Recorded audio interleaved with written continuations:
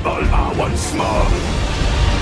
Marlow Briggs may be a God of War clone, but its star is no Kratos.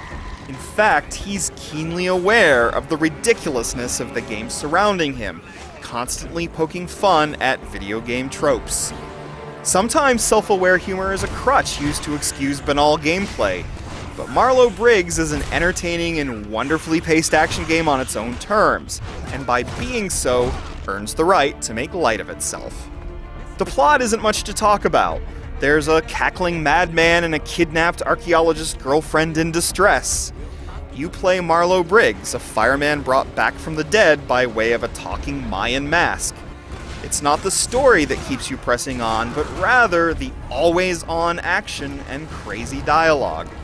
The humor isn't highbrow, but it's rarely juvenile, with Marlow poking fun at video game conventions like conveniently placed machine gun turrets, and the mask making fun of you when you miss a jump and fall to your death. You might have mentioned the machine gun. Yes, but then you notice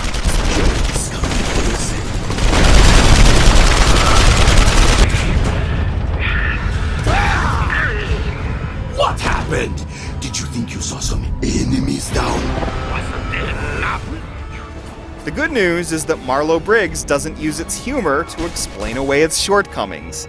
It changes up the environments, the gameplay, and the camera angles so often that it keeps tedium at bay.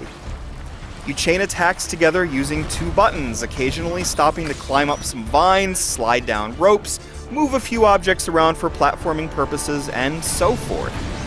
And because Marlow Briggs takes place in the modern day, you occasionally get to shoot some stationary guns before switching back to your blades, and even get to gun down some aircraft in top-down shooter sequences. So no, Marlow Briggs is hardly original, but it's still gleefully entertaining. You begin with a medium-range melee weapon, but eventually earn 3 more. You earn experience as you kill and find extra caches of it along the way, and then use it to enhance your health and mana pools. There's a good sense of continuing rewards over the game's 4-hour or so runtime, as well as a sense of increasing challenge.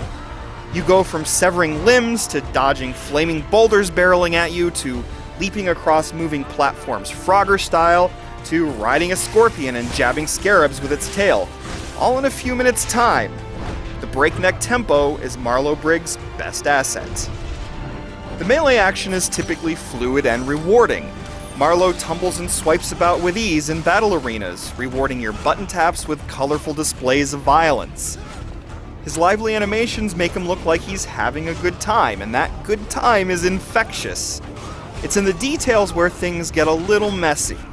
The platforming is functional, but the jumping doesn't have the responsiveness of combat, and the fixed camera angles aren't always ideal, leaving you to struggle during certain sequences. Boss fights are also problematic, springing quick-time events on you that you barely notice in the corner of your screen. The static image cutscenes that mean to dramatically convey action are instead laughably anticlimactic. Luckily, Marlow Briggs' grand set pieces more than make up for the silly still image scenes. Grandeur comes by way of carefully staged camera movements that reveal beautiful jungle vistas and perilous industrial machinery. Its concepts may be familiar and its mechanics are not best in class, but Marlow Briggs keeps excitement levels high. Here's hoping the sequel teased by the game's conclusion comes to be, for Marlow surely has a few more one-liners up his sleeve. What the hell? I killed you! Yeah? Well, I'm back! If at first you don't succeed.